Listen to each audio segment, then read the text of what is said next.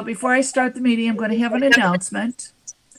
All right. So my son Matthew, as some of you know, just bought his first house, and he is having a housewarming party Saturday, July 20th at 3 o'clock, and he would like to invite any of you who would like to attend.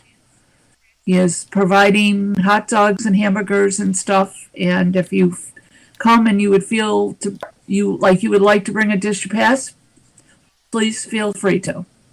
Well, So I'm passing on his message. It's very nice of him. His address is 67 Meadowdale Drive. It's off of Howard Road near Charlie Avenue, near the airport. Off of Brooks Avenue. Give the zip code so people can get a Google map. Google will give you the address, the zip code. 14624, I think it was. Yep. So I figured I'd get you all in one fell group here. He's Let me see. He's working. I'm hearing it. YouTube is running, Charlie. I'm getting. Thank you. Am I going through? Yep, I'm getting into YouTube. Okay. Is that what we hear? Shirley, did you just invite everyone all over the internet to Matthew's birthday party or housewarming party? Well, As long I as they figure bring who. something. Yeah, that's right. That's right. So, anyway, so he's still in the process of painting and doing stuff. And as anybody can tell you who's bought a house and needs to do work on it, he thought he'd have it done in a week. And that's not the case.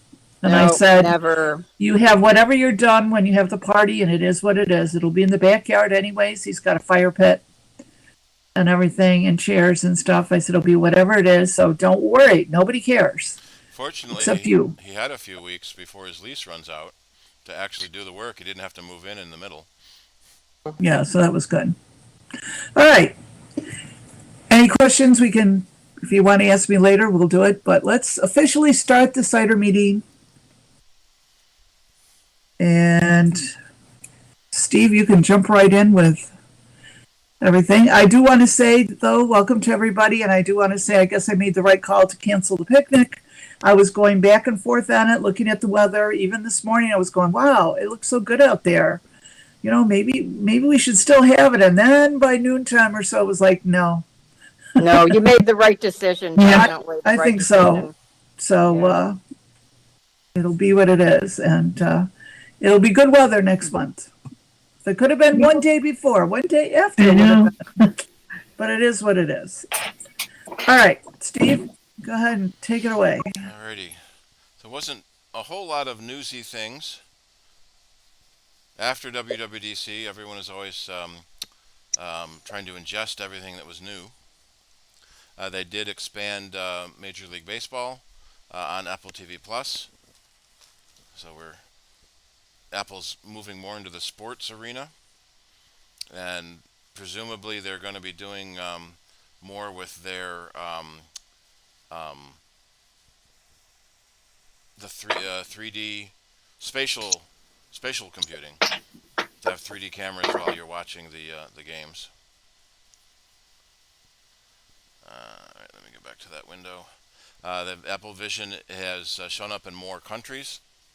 There was an interesting rumor that Apple has slowed down on the next high-end Apple Vision, because apparently there's going to be one above the Apple Vision Pro, and putting more people on the lower-end model. The Apple Vision No Pro, that might be in the $1,000 to $1,500 range, like a high-end phone. But the bringing out the Apple Vision with all the bells and whistles it has to show what they can do is a pretty interesting idea. Let's see, anything other? Yeah, a new version of Final Cut came out.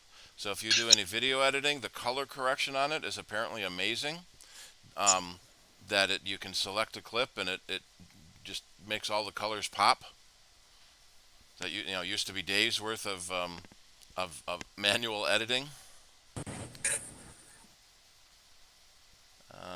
Yeah, so everyone is just excited about the new features coming this fall, um, along with the Apple Intelligence. Although there's some interesting rumors that China and Russia will not be getting a lot of the Apple Intelligence stuff because of their antagonistic um, opinion of the U.S. And so, especially China, you can't run any Western language models. You have to run a Chinese model, and Apple's is currently not doing that. So we'll have to see what happens there. Um, so, anybody running any of the betas yet for the new OSs that they're playing with? No. We generally always say don't run a beta on your primary device because a beta will crash. But if you have a spare phone, it's sometimes neat to play with the new features. More and more maps. They're adding more walking features to the maps. So hopefully, we're going to see more new features coming out once the OSs finally make it.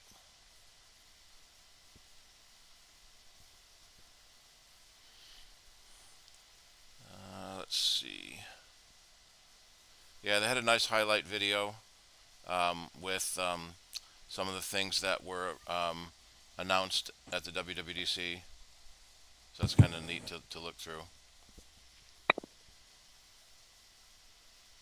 Overall, it's been a pretty quiet news month as people are digesting WWDC.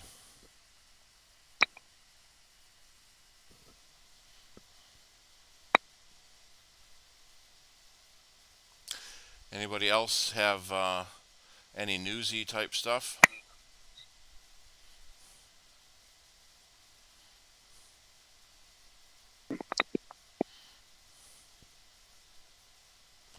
All right, guess not. Shall we move into Q&A? Actually, I had one thing. Yeah. If you want to play around with text to image GPT type thing, you can try perchance.org. And you can just type in the text that, for the image that you want it to make. And it'll give you several different images, and you can choose the one that you like. But I will warn you that it's not real smart sometimes. I put in something, I said I wanted a duck-billed dinosaur picture. And the images that it came up with weren't great.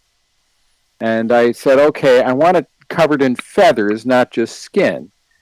So then it created some really weird images. One had like the dinosaur, and on its head was some duck feet going into a wing over it. It was very strange. Another one of the dinosaurs had two heads. One of the heads was coming out of the side of the first dinosaur. But it's fun to play around with anyway. Yeah, there are a lot of different image creation. Dinos, SAUR with feathers. Image creation tools. Microsoft has one as part of their Copilot. Dali and I'm going to sign in with my Microsoft account. Free, but you need an account. Perchance is nice because you don't need an account and it's totally free, and you don't need to sign in. I didn't see any place to actually start typing. There we go, start creating. Well, that's if you want to make your own generator. That's what you're into right now. Okay. What you need to look for is the text-to-image generator. Yeah, all I'm seeing is code. Yeah, you're in the wrong section. Maybe what I should do is find the link and just put it in the chat for you. Generators. Here, text-to-image plugin. No, I don't want a plugin.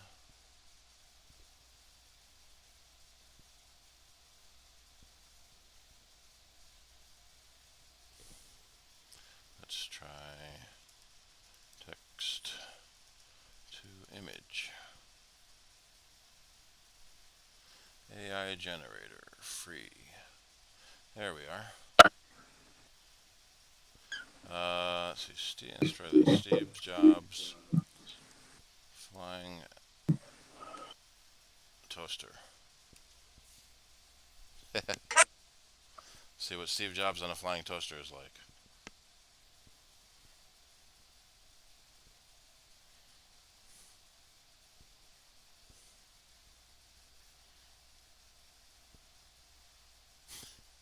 So that's more of an anime set. Interesting.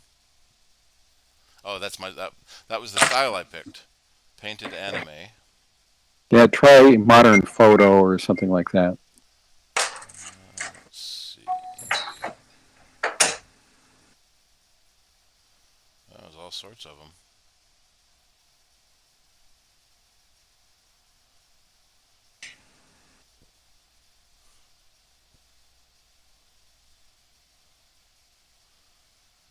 Didn't see anything called modern photo.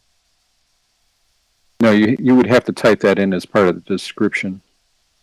Say a modern photo of Steve Jobs Casual photo. on a flying toaster.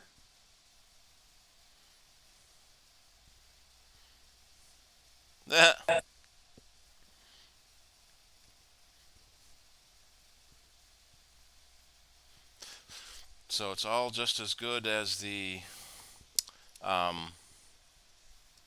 model that they're creating. Yeah, we're not seeing your screen right now, Steve, I don't think. It says you are. No, I don't see it. I'm seeing I welcome just to perchance and then Yeah. code. I'm seeing the same thing Rick's seeing. Yeah, that's better. There. Got it.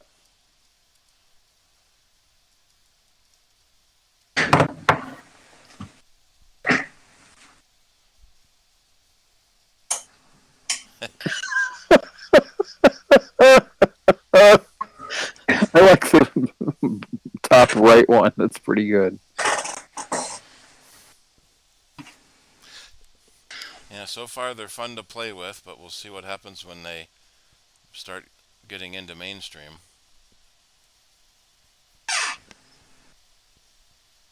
So it's just something fun you folks can play around with. DALL-E was one of the other ones that was... There's a sketch to an image.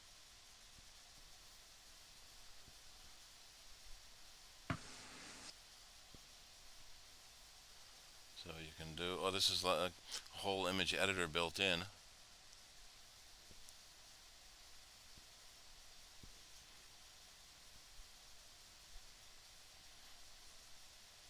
That's kind of interesting.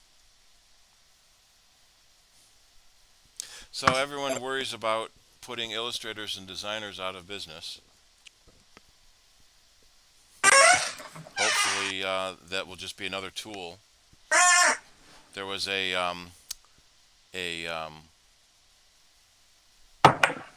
sketch by a comedy bit, Mitchell and Webb, when the Bronze Age started, that all the people that were chipping flint arrowheads were out of a job because bronze is so much better, and they didn't want to learn something new. You know, his father was a flint chipper, his father's father was a flint chipper, so this new technology, newfangled technology, will never catch on.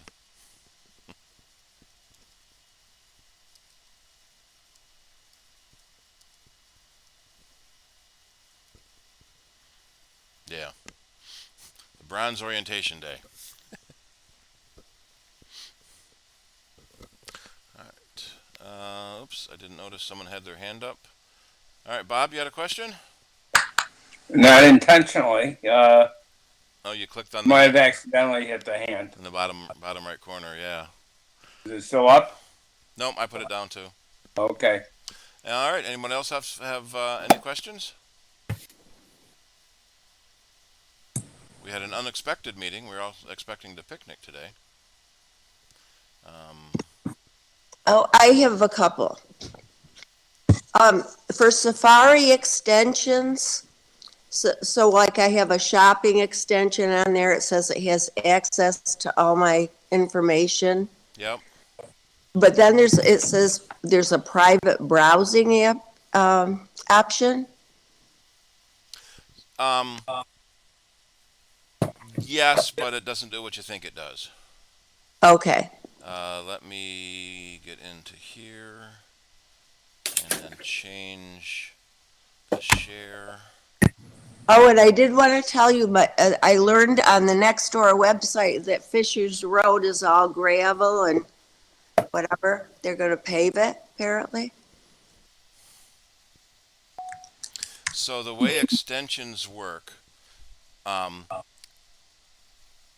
is that in most cases they have that you want them. So I have one called the Camelizer. Let me lower those hands. I'll get to Lyle in just a minute, so it doesn't block the main window. Generally, you load an extension in your browser because you want it to look at all your web pages. I've got one called the Camelizer that looks at historical pricing data from Amazon and tells me when something is at its historical low. Oh, I've got one called Ghostery, which blocks ads and trackers, but the nature of an extension is that it can record anything you do in the browser. That's sort of the point of it. So you only want to install extensions you trust. And private mode, the only thing it does is it doesn't record a history of what websites you go to. So oh, it makes it private from other people using your computer. It does not make you private on the internet. okay. We used to jokingly call it porn mode, so your spouse didn't see what porn you went to, Uh-huh. because it doesn't store a history. Okay. All right. All right. That helps me because if that's the way it is, that's the way it is. Yeah. So you want to make sure you trust whatever browser extensions you're putting in, because they can see every web page you go to. Well, it says they can see your credit card information and your, Yeah, anything you type into a web page, it can see. yeah, okay. Okay. And then the other thing I had is somehow I'm using DuckDuckGo instead of Google. Okay, that's a preference also in Safari. Some people like DuckDuckGo because they claim that they don't track you as much as Google does. So if you go into Safari preferences, you have an option under search to use the DuckDuckGo engine, Google, Yahoo, Bing, or Ecosia.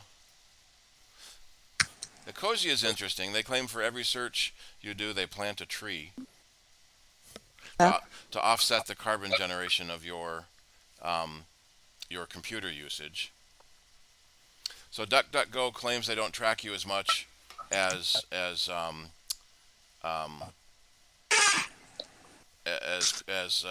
Google. Do you believe it? Well, maybe not. Okay. That's They Part of the issue with tracking is that advertisers want to know so much about you so they can show you ads.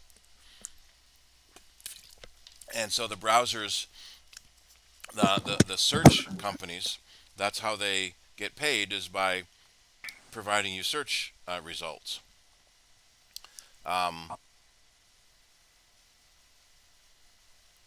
Since Google is the #1 advertiser on the internet, and Facebook is a very close second, I think, not using Google as your search engine can cut down probably on your you being tracked. Google has tried to cut out third-party cookies, which is a way some websites can track you. And so most websites now are going toward first-party cookies by making you log in to their website. So like I just went to Microsoft, their image AI generator, and it's free, but I have to log in, which means there's a first-party cookie, and they can track me that way. So that okay. the ad industry is kicking and screaming to try to come up with other ways to track you, So as much as Google and Apple try to stop tracking, the advertisers come up with a new way to do it. But every little bit helps. All right, Lyle, you had a question?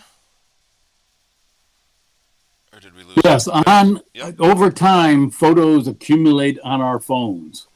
Is there a way to go in and say, okay, as an example, any photo I have on my phone that is older than April 1st, 2024, I just want to delete all them from my phone. Is there a way to do that? Kind of. You An can. easy way? No. Right, so you can probably select them all, unselect the ones you want to keep, and then delete. Right. So if you can sort by. I don't know if I can show this on the computer. If you go into the years tab, then you can find all the photos in that year, and then you can select them and delete them.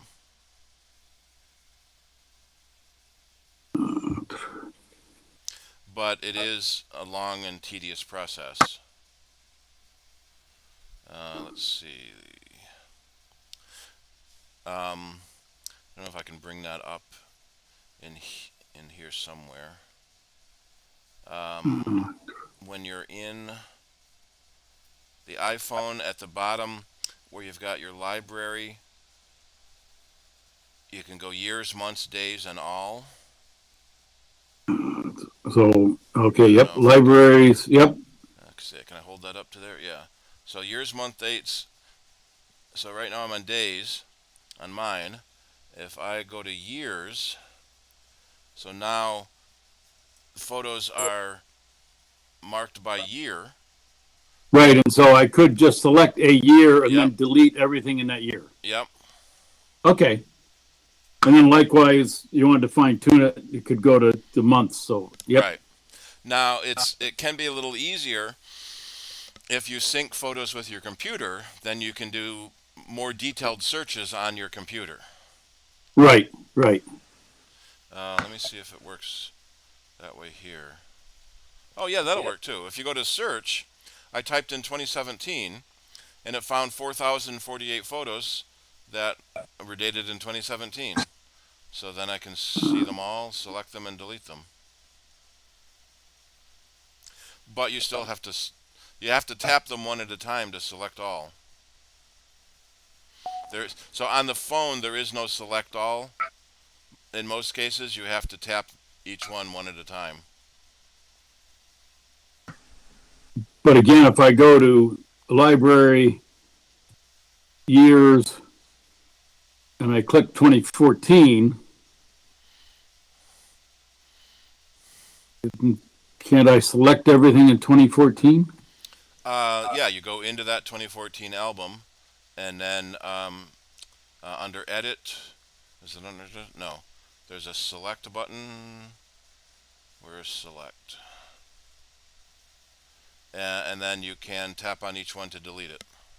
You tap on each one to select it, and then you can delete them en masse, or you can delete them one at a time by hitting the delete icon.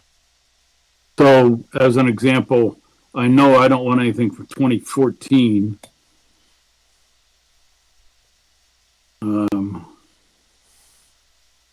But I'm not seeing, I can share them, I can show potentially a map, but I don't see a delete. There should be a little trash can icon at the menu at the bottom. No, that menu is still my library for you, albums, and You have to go records. You have to go into the photo. Oh, I want to do the whole year. You're saying you still have to do them one at a time? Yes. Oh, But that finds the whole year, and then you can tap on them one at a time in just that year. right. Okay, I can work with that. Thanks. So hopefully you didn't take too many photos. Well, yeah, in 24, I think it was 2017, I had 68. I can manage that. Okay. Yeah, what a lot of people end up doing is turning on photo syncing, so it'll put all of your photos on the cloud, and there's an option called optimize storage, so that it offloads most of the photos to the cloud and doesn't show them on your phone, so it doesn't use up your phone's space. Same thing on the But then it takes up more iCloud space and you go to the next plan. yes. So the one thing that's annoying is so 50 gigs for 99 cents a month isn't that bad. Then it's $2.99 for 200 gigs. Then it jumps to $9.99 for 2,000 gigs. I wish there was like a $6.99 in the middle at 1 terabyte. Right, right. Yeah. Yeah, but believe it or not, we're still sneaking under the 200 gigabyte one. Yeah, my library is 250 gigs, so I have to. I'm at $9.99. I have to go to the 2 terabyte plan. The other thing is if you create an iCloud family at the 200 gig plan or more, you can share your storage with everyone in your family and only pay once. So each person doesn't need to have their own iCloud storage. You get your own private section, but you only have to pay for one storage plan in an iCloud family. But that's still 200 gig for the family. Right, at $2.99 a month for each for all of the people, instead of each person needing to pay Right. $2.99 for 200 gigs. Yep, that's only two of us in our family. Yeah, that's where we are. Ours Yeah. is set up that way. Yep. Yep, thanks. Let's see, chat. All right, is Rick okay? All right, any other questions? Or is that sure? Does that bring in our iPhoto photo duplicate topic? Well, you can segue right into it. Yeah. So in newer versions of Photos, I was going to look to see when they added that. There's an automatic find a duplicates option. Let's see, Apple Photos, when find a dupes.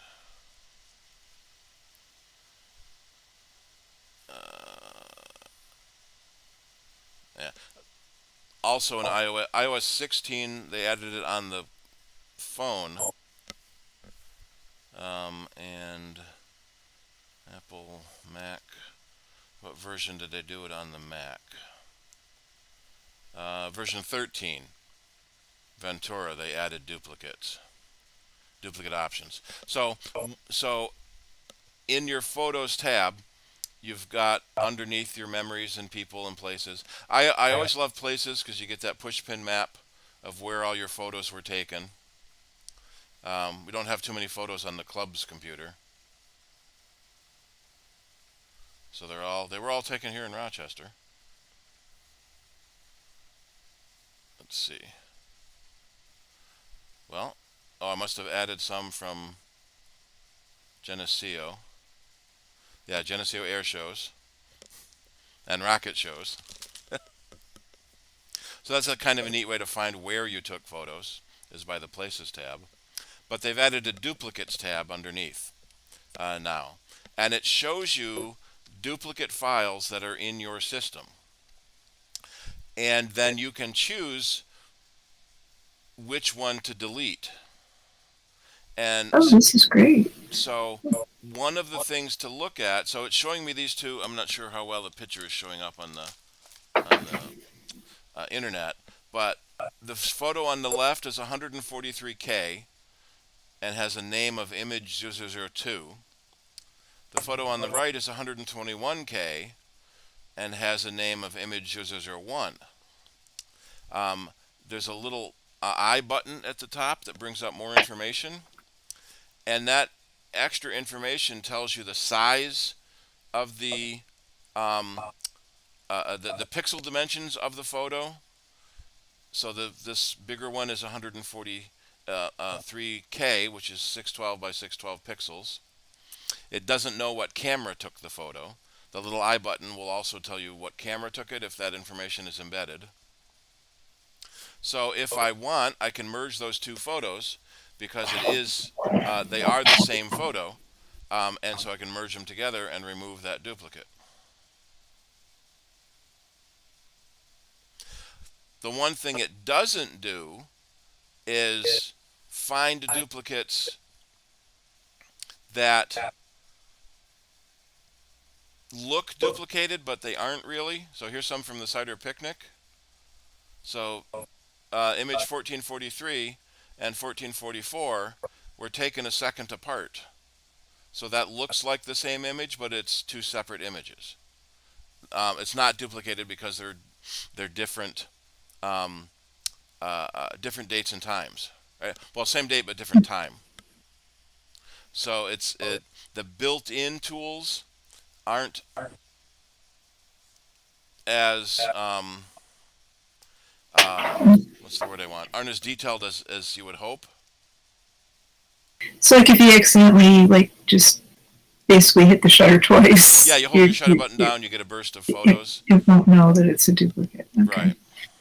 But that's really great. But it's under Ventura. Yeah, OS 13 and later, and iOS 16 and later. It's also available on iCloud Photos. So you can go into your iCloud photo library as well.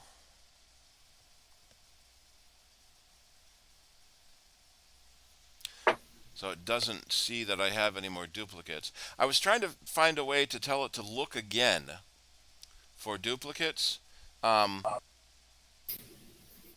see if it would ever pick up again what that similar ones are that are maybe a second apart, which technically most people would consider to be a duplicate, and they only need one of them anyway. But that I didn't find a way to do. Steve, I used a one called Duplicate Photo Fixer, Yeah. and that does, well, you can set parameters, but it solves the problem that you're talking about. But I think, I don't know, I think I got some kind of message about it, so I took it off. There are a lot of programs that claim to find duplicates. Half of them are bad copies of the other half and want to charge you too much money. This was free. So I'm trying to find. Let me get back to this window here. Lounge. Switch my tab. Duplicate. Yeah. So I found this duplicate photo fixer. Was this it? Because a lot of them will say download free, but then to actually do anything, you have to pay. Let me, So that doesn't, there we go. So a duplicate versus similar. So Apple Photos will find duplicate photos, but not similar photos. There's one that I did, I have used, and I have liked. There's called Power Photos, because the other thing it does is merge photo libraries together. But this is a pay program. So say you have two or three different computers. You got an old computer that has its own photo library. You can merge all of those libraries together into one big library, and delete all the duplicates while you're merging, or delete duplicates afterward. And how much is it? I think it was $30.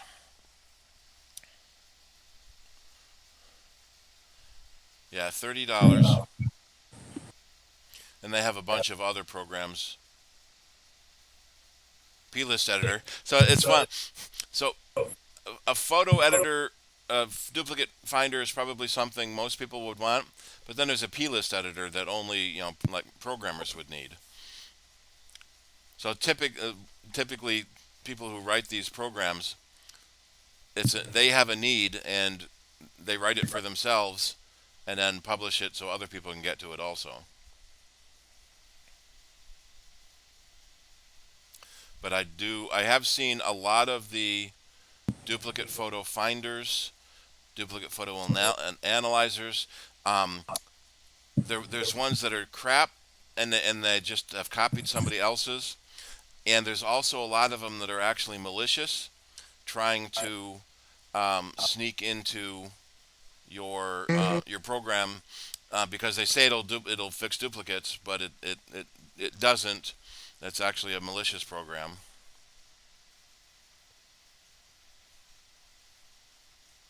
There's some on the Apple Store. So theoretically, this has been vetted before it's released. So they're $10. So one of the things that's a little annoying about the app stores, there's no real way to have a trial to see if you like it or not, and to get a refund, you have to jump through hoops. Um, let me push this button. But sometimes if you go to the company's website itself, you can download a demo from there before you actually buy it and see if that's the one you like. And you can look at reviews, but it's very hard to trust reviews because there's so much review spam. Um, uh, Companies will pay people to write good reviews for their product and to write bad reviews for other products. So a lot of times I'll throw out the 5 stars and the 1 stars and just look at the 2, 3, and 4 to see how well it worked. And sometimes the last time it was updated. So this version, September of 23. They updated it for Sonoma, so that's good.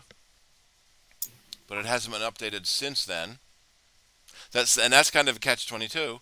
If a program doesn't need update, it won't get any updates. But if they don't keep adding features to it, then it ages and you don't know how good it is anymore. Anybody else use a duplicate photo finder? Let's see. See, that one was Photo Fixer Pro. Is there a Photo Fixer non-pro?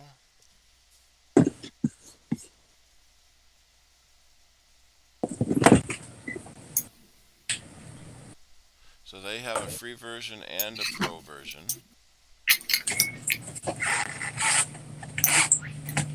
What are the differences?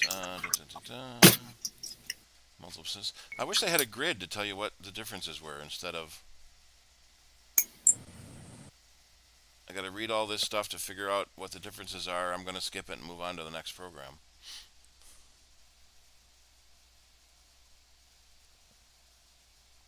Okay, here's the grid. Free version. Custom artwork. Scanning. It can scan external drives. So that's another thing. If you have photos on external drives, that's nice to be able to scan. So that's only in the pro version. A lot of them will scan your photos library, but some of them will scan a folder you have as well. That's one of the reasons I like the Power Photos, is it merges all your libraries together and then finds the duplicates between all of them.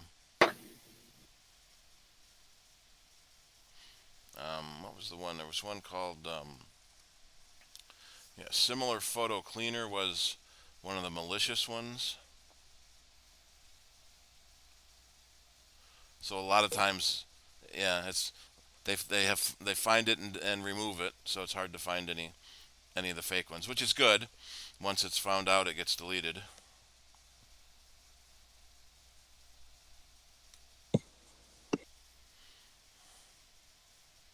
The other thing that happens is when you, let's see if I can get this shown.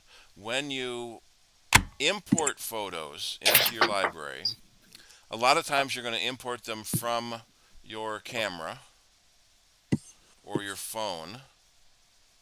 Photos, there we are. I don't know if this is going to show the dialog box, but if I try, oops, don't want that, back to library. If I try to drag photos from my computer into the photos library, Let's see, are you seeing that dialog box? No, you're not. So let me change it to the entire window. Oh, no, you are seeing it. Hey, yeah, would you like to import the following? Yeah. So Photos tries to do preventative work. So if you're going to import a duplicate, it warns you first. And so I can say apply to all and don't import. And then it finishes importing the rest of them. And when you plug your phone in, it will show you the photos that have already been imported and then show you the new photos. What can sometimes go wrong there is if you've deleted photos from your computer, because they're junk or you don't want them anymore, but you haven't deleted them from the phone, when you plug your phone into the computer, it thinks they're new and brings them back again. So that's one of the advantages of iCloud PhotoSync, is when you delete the photo in one place, it deletes it everywhere. So when you delete it on your computer, because it's easier to do editing on your computer, changes you make on your computer automatically sync to the phone. Photos you delete on your computer automatically are deleted from your phone. So that can be easier. But again, as Lyle said, if you sync all your photos, you probably need to buy more cloud space. I found one I remembered George had written about, and it was called, duplicate detection, and another one, Remo duplicate photos remover. Remo I saw in one of my searches.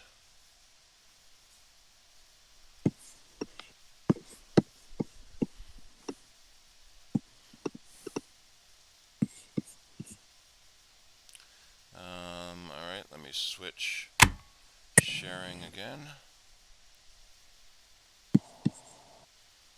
Is that like Remo Williams? Remo Williams comes in and finds your photos. Remo. That looks like it's Windows. Nope, they do have a Mac version.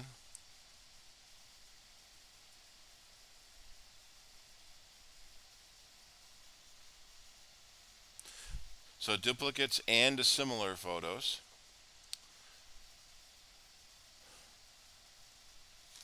Find it in 3 easy steps. Well, all right, I downloaded it. Shall we try it? Sure. Let's see here. Let me get back to my desktop. Let me install it, and then I'll switch the share to that window.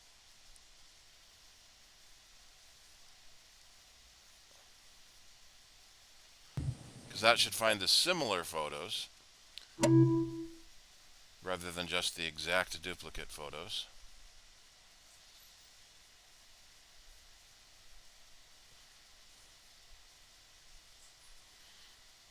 Okay. And back to Chrome. And share, window, duplicate photo fixer.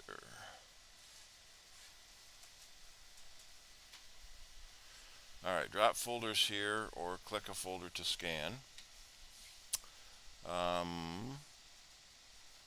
Does it scan your photos library?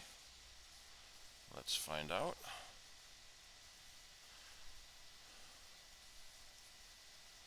No, it doesn't do libraries. So that only does a folder full of photos. What does the registration get you? Oh, the free version you can do 10 duplicate images. The pay version you can do more than 10. But it looks like this is designed just for folders, not your photos library. So if I pick, what's in this? Anything in that folder? How about I pick my pictures folder and let's see what it does. Scan. 0 photos were scanned, 0 match. Okay. Why? Mute your mic. Add Mute your mic. pictures. Why? because it's creating noise on YouTube. And we can hear Rick telling Carol that. So it's something about the mics that are so um, sensitive that you don't think they'll pick up any noise, and they do. So the power photos that cost $30. So does that get updates? Yes.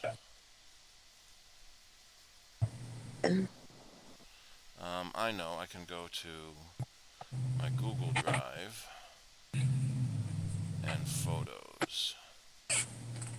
So let's drag this picnic photo in here. Start. 19 photos, 2 have exact matches. All right.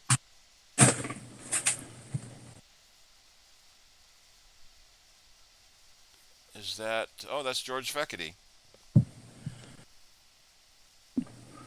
So it found 2 exact matches. 100% duplicated. So, see, now what do I do? That says a duplicate. Trash. Yeah, how do I can select. Oh, I see. So there's that photo and there's that photo. How do I manage it and say delete one? Oh, well, right at the top. You have an original and a duplicate. Right. But there's a trash can up at the top. Oh, there it is. It's in the photo. So you pick which one you want to delete. Okay. Or if I select them here, I bet then I can delete them all. Yeah.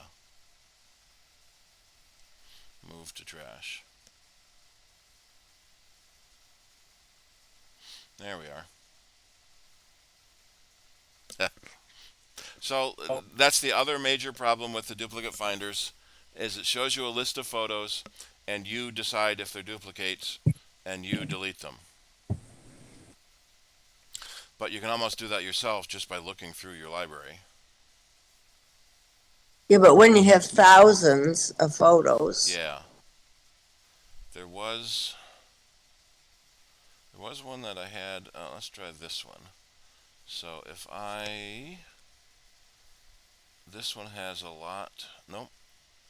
I want to go back to new scan.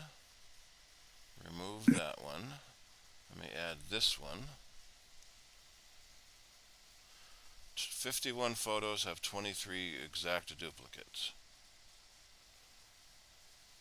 Alright. So, do I have to hit the check mark on each one, or hit delete on each one?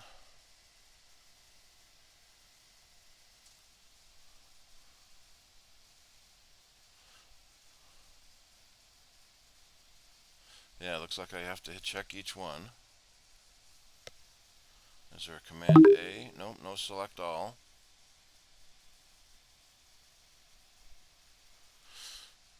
Nothing in the settings. Select the duplicates. Ah, that time it did it.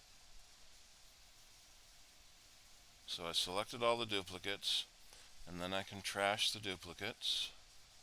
Move to trash. And I have exceeded my 10, so now I have to pay for it. Let's see, how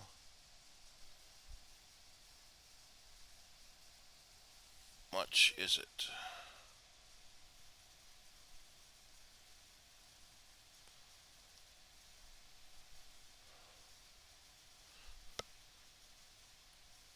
I guess if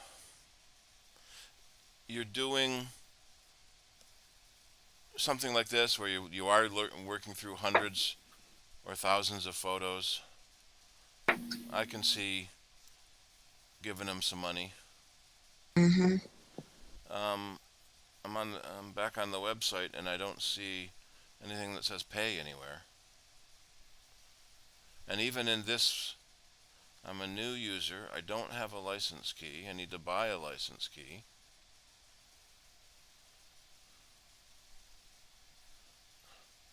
Register an account to purchase. So I have to register the account before I can even see how much it costs. That's not nice. Register. Nope. There we go. Is there a reason we can't see what you're maneuvering around over right now? It's just showing those two old photos. Yeah, I was trying to find the button on here that said register and take me to the website, but it didn't. Oh, okay. But I did find the website, and it's an annual subscription. Is this it?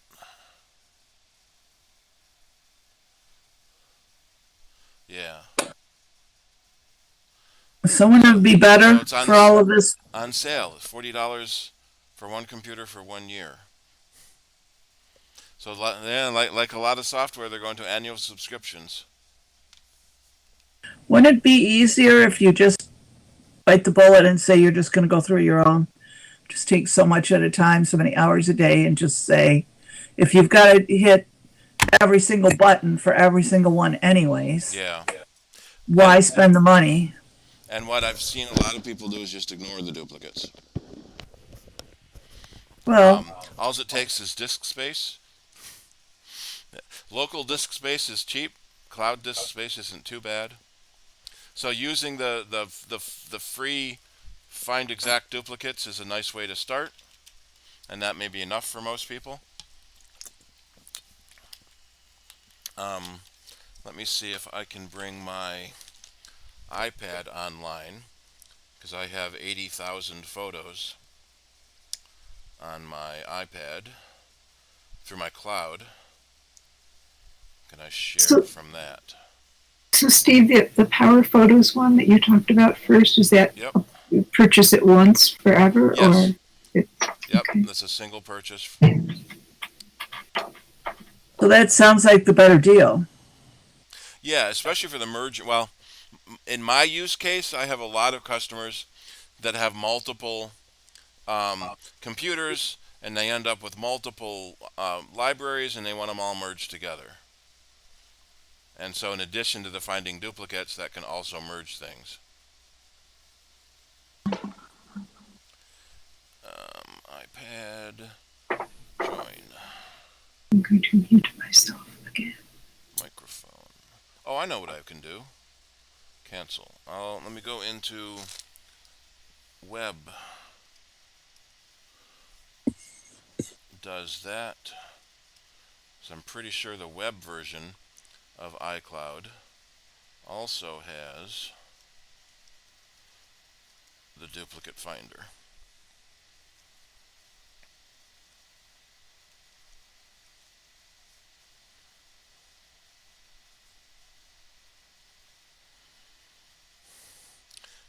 Something now I gotta remember my password.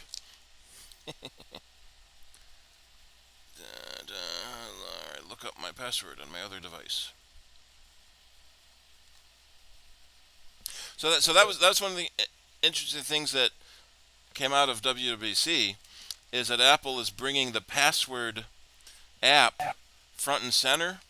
So we've had the keychain app in there forever, and Safari has had a password command for 3 or 4 system versions now, but people still didn't know there's a password manager built into the Mac, and you're probably already using it. Every time it says, do you want to save the password, and you say yes. So now passwords is going to be its own app. So they'll probably just rename keychain to passwords.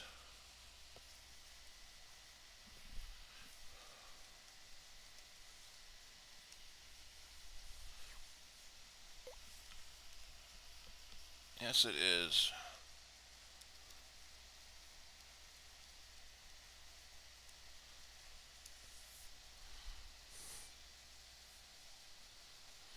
Okay. Okay.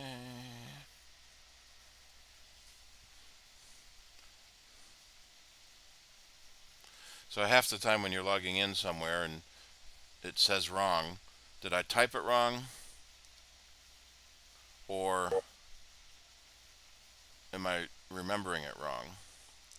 Recent hidden. Oh, shoot, I could have sworn it said there were on the iCloud photos you had the duplicate option. I guess not. Alright, let's go back to the iPad then. And I'm going to give iPad presenter status. And can I present? No, not on an iPad. So I will take presenter.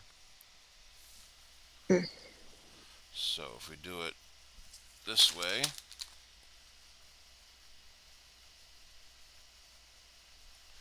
utilities, duplicates. So that kind of works. So here's how the duplicate looks when it finds a bunch of them. It gives you information about each one, and so you can see what size they are, and if you want to merge them or not. I thought there was a merge all. Is this in the Power Photos? No, this is just in Photos itself. So, So the Photos app on your iPhone, iPad, or Mac has a duplicate finder built in, but it does. It only does exact duplicates. It doesn't do similars.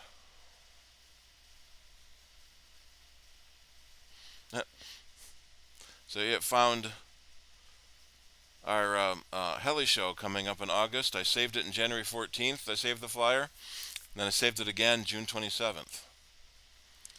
So I can't see anything. I don't have a screen why not? to show what you're showing. I have. It's my iPad. No one can see it. Okay, well, there we are. well, he just held it up. Yeah, I just held it up and showed Oh. everybody. You're not All right. paying attention. Okay, sorry. It's all right. Yeah, when he held it up, we could see it like it was a shared screen. It was pretty cool, Yeah. I thought. You just gotta- Okay, all right. Just gotta hold it sort of in the front there. All right, I see it. So some of them have more than one duplicate. Oh, that's interesting. It's all the ultrasound pictures of Matthew. How did they all get duplicated? You must have done it, or somebody Yeah. did it. And how old is Matthew now? 25. Wow. There we go. That's the first picture we have of Matthew. Oh, God. oh, how sweet. Wow. What's the date? You can be the club mascot, right? May 4th, 1998.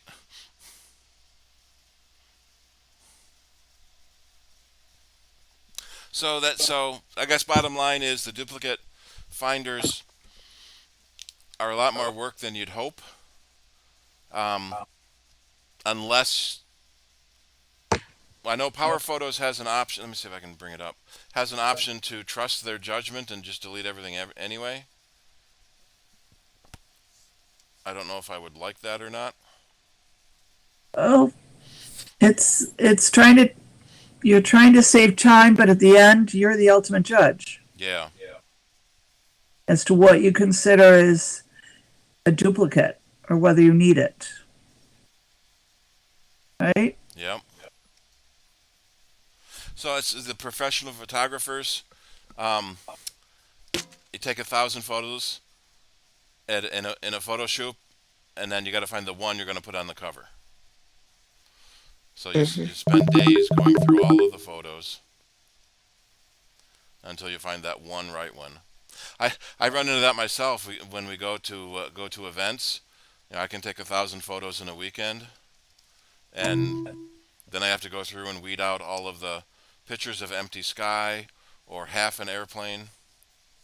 Mhm. because it didn't find, I didn't catch it in time. See, so you still had to do it by hand. Yep. Alright, so let's share If that you if screen. you do it at the time, it's not bad, but it's Yeah. when you have waited. Right. So if you go and you say, I went and did an event, or say the end of each week, and you said, okay, I'm going to get rid of, how many of these can I get rid of? Then you should be okay. But then again, maybe months later you go, I don't need all those pictures. I changed my mind. Then you have to go back, and now you got a lot more pictures to go through. So it's looking in the library. I told it to find duplicates.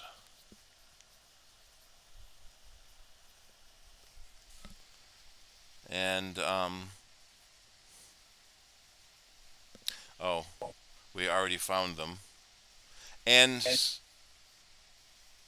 since I haven't purchased the program, finding duplicates is one of the things that you have to pay for.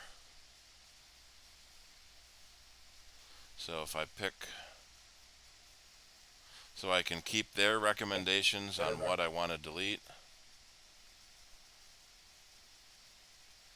So I can, it decides the highest image quality, the largest size, and let's see if I say trash. Yeah, then it brings up the I gotta buy it window, which you may not be seeing, but I am. But it's the same. You go through and pick which one you want to keep, or you rely on their recommendations as to which one you want to keep or not. Well, sometimes you want to keep the odd picture. Yep. Just because it was better than the original.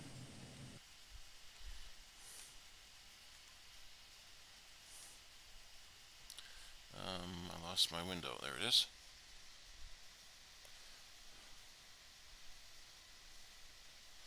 Alrighty.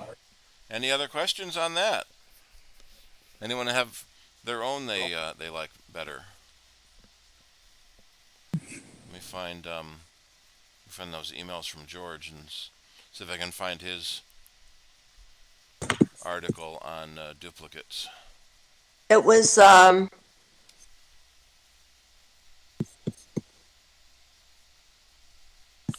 let me see, and I'll tell you. And found too many. Let me find George. It was in 2022.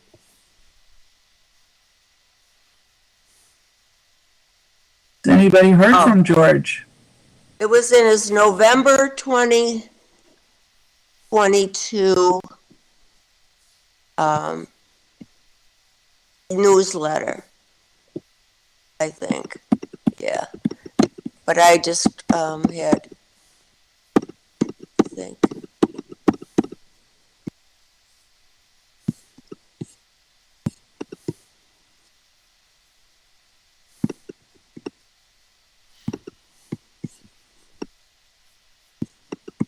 He just sent something like a few days ago, so. Did he? Yeah. Okay. Yeah. I'm surprised I'm not finding any of his emails in this. Oh, I bet he's not sending it to the CIDER mailbox. He's sending it to my personal mailbox.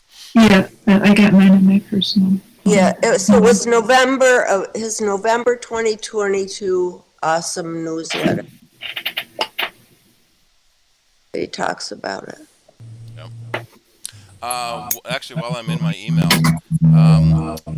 Bob Hoey reported that Tom Piper from the Apple Worldwide Users Group University passed. So he was the one that was running the meetings. So have they, Bob? Have they said who's going to replace him, or if they're going to keep it? I haven't heard anything. I thought I might get an email. Somebody have access to his mailing list and send out something. A couple of the guys that were participants there have joined us in our meetings. The one guy with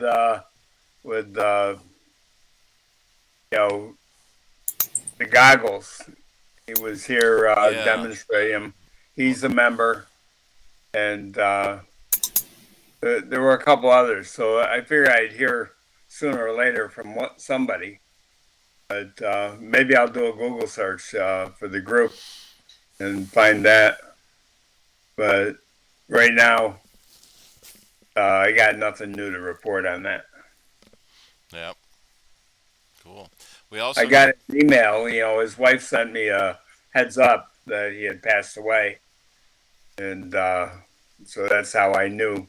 I missed that meeting. I couldn't find the link, and I sent him a message asking for the link so I could join them, and there was no response, so no meeting that night. Yeah. And then a day or two later, I got an email from his wife. The last posting at the users group resources is by Tom from September of 23.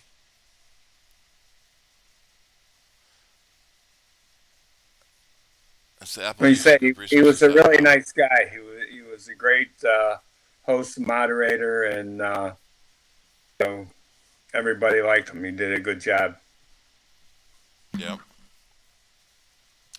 It's always hard to find people that are willing to help, and when you do, Yeah. you want to make sure you keep them. He was patient. Sometimes, Welcome, everyone, to as we all know, our certain people try our patience in these groups, and one of participants was Marie from France, and she really meant well, and she would talk, but her English just wasn't very good, and it was a strain on everybody to even know what she was saying. But he was patient with her, and we tried to get translations and stuff, so we knew she spoke English, but not well. Yeah. We had a customer come in to our shop. She brought in a Power Mac 6100 that has her life's work in music time software from Passport Designs. I don't know, Rick, do you remember music time notation program? And she's trying to print out all of her scores. So we're trying to find a Mac printer with a serial port. She said she found a Desk Writer 500 series, but the print head is clogged. We've got an image writer that worked, but the ribbon is nearly dead. So we're trying to find a ribbon for an image writer. So if anybody still has any old working printers lying around, that might help. I'll have to dig All through of the ours closet. are at Echo Park. Yeah, we've gotten rid of so many things. Is Ken here tonight? But we Yes, haven't I seen know. him in quite a while. I think Ken has got a lot of older computers, doesn't he Might. deal with? I don't think he has anything that old, but he might. Right. And part of me is thinking, well, the poor lady, why did you wait 30 years to get your life's work out of the computer? Yeah. She thought it would last forever. Yeah. Should have got it back then.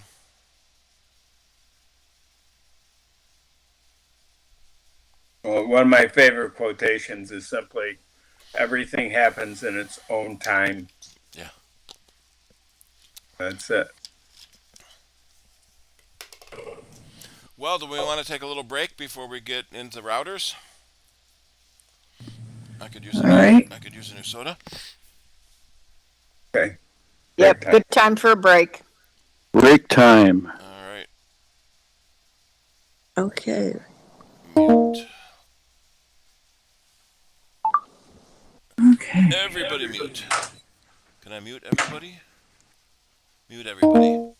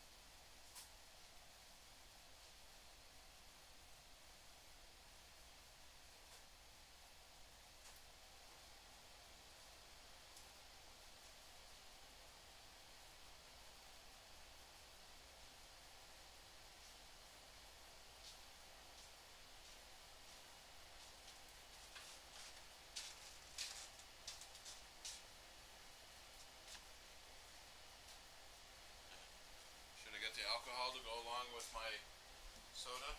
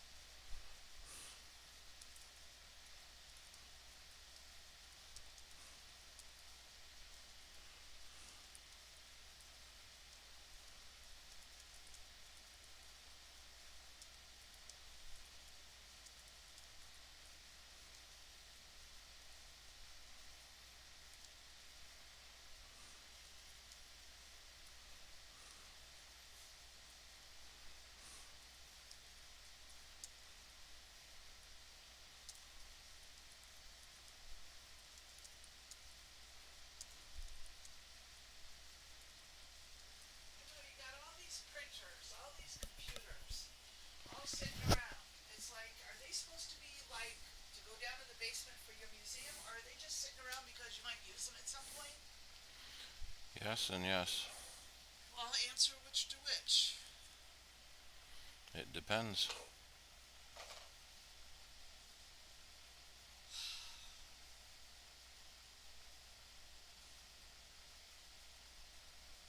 All the stuff in the basement should be picked up and taken to the basement.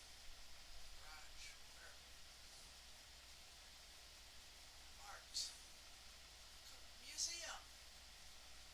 Usable. Whatever. Because we're sitting all over the place.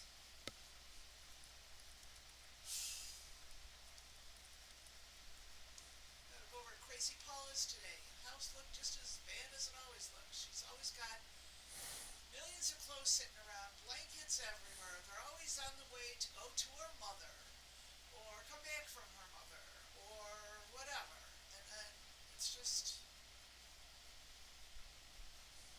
She's going off tomorrow to Canada to see her mother with the dog. The dog is going to have an operation. She's 16, 17. I'm like, okay. Mother's 95. Neither one of them are going to go in the next couple of years. And she wanted to run back and forth like a crazy person. She had so much papers. God, it must have been 2 years worth of papers. I haven't seen her for a year and a half.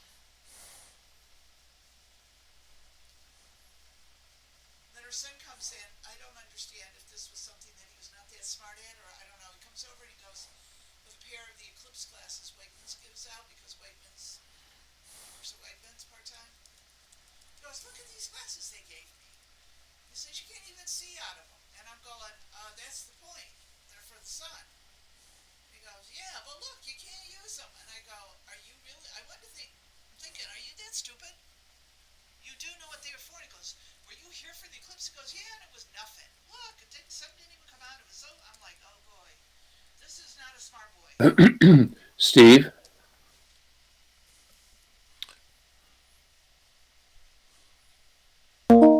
Yep. When we resume, you might see if you can bump up your YouTube volume a little bit. I think it's been audible, but it's not too high. See what happens. Okay. Thank you. And I'll go away again.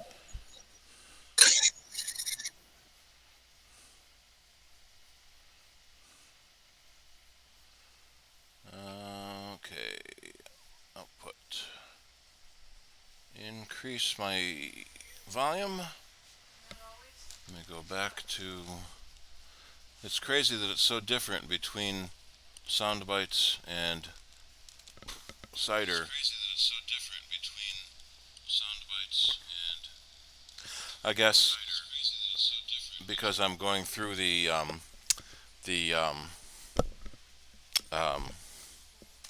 audio board at the studio, that's amplifying what needs to be amplified.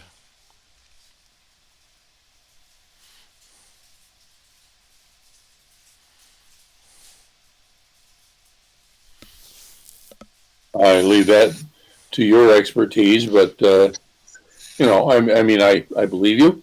I just know nothing about it.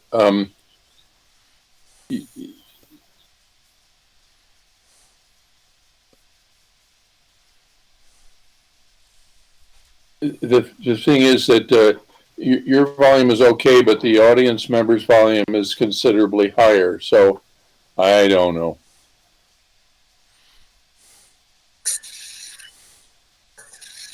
I can turn that down a little bit. See, I'm getting into the yellow, and you guys are getting into the yellow. It should be about the same on my VU meter, at least.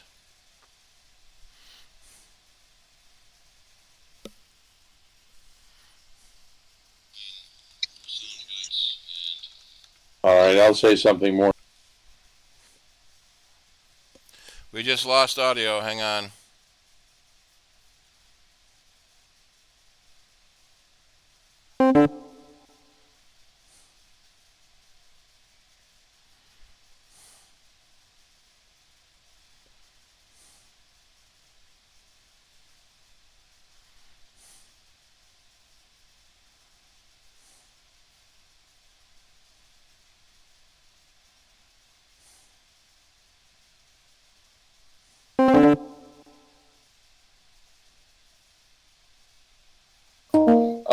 The transcript does not show the things that he says.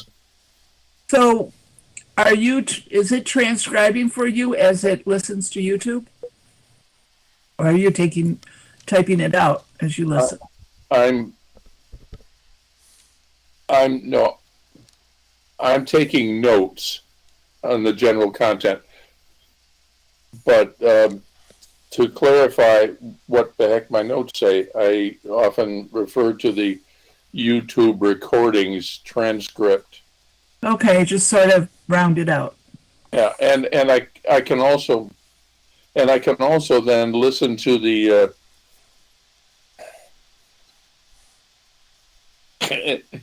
I'm trying to talk on the Mastermind Lounge, and I'm getting myself coming back later through YouTube. I can also listen to the YouTube audio during the stream recording, but if Steve is not loud enough for what he's saying to show in the transcript, it may be hard to understand what he says on the audio also. Okay. And if Steve would please say, gosh, I think he disappeared. He disappeared. Are you still working on it, Steve? I can't hear him either. There he is. Am I back? I'm back? Uh-huh. All right. Maybe the weather affected the computers. That's all I can say. Yeah. I didn't notice that light came on behind me, which isn't a good idea to have a light behind you. You can turn it off. Yep, that's what I'm doing. Your volume level is in the YouTube stream is okay now. Thank you. Yeah, make it blue. Pink and blue. Oh, I should do the fireworks scene because What's that? we just had Fourth of July fireworks, so now it'll run How does that make fireworks? all the different colors of the fireworks. Oh, okay. Or I turn it off.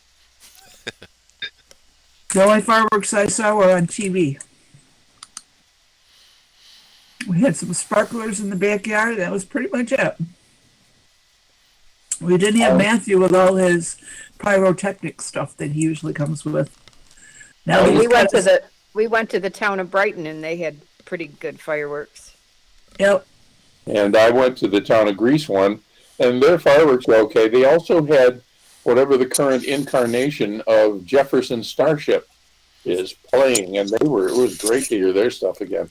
Oh, one of my friends went to that. She posted pictures of them playing. Yeah, it was a beautiful evening. Yes, that's what she said. One sip of soda and one sip of whiskey. Is that? Ooh. I can mix them in my mouth. I don't need a glass. Oh. I got to get working on this. I got to finish the Knob Creek so I can get to the Maker's Mark. So I can He's got so many bottles of whiskey people have given him that he's got like 3-4 full bottles that he's never thinks to get to. Alrighty, are we back? Looks like we're pretty much back. And just as soon as we're talking about audio problems, the audio crashed. Of course. All right, so let me bring up mesh networking. I wonder, does this have a history of Wi-Fi networking? So in the beginning, There was God. yeah, Apple Wireless Network. The airport technology from Apple, the airport brand, was the first wireless connectivity created for personal computers, and it was introduced in 1999. That's how far back it goes. And in those early days, only Apple had their airport base station, which we like the UFO model, and then there was an airport card that went into the computers. It was a separate card for a long time, and then it was built into the logic board on current models. Apple and Lucent was the other company that made wireless routers. And we've gone through different technologies. The first 802.11a, so 802.11 is the standard number, and we started with B that did, was it 5 megabit, and then G was 50 megabit, and then N was 400 megabit. So each letter is A through Z, then they wrapped around. AC was 1300 megabit, and then they started numbering them, and they backtraced the numbers to make it a little easier now. Let's see, does this have...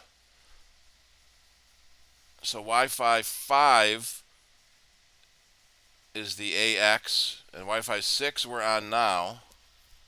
Wi-Fi 7 is coming, since it's easier to call it that than it is to remember all the spec numbers.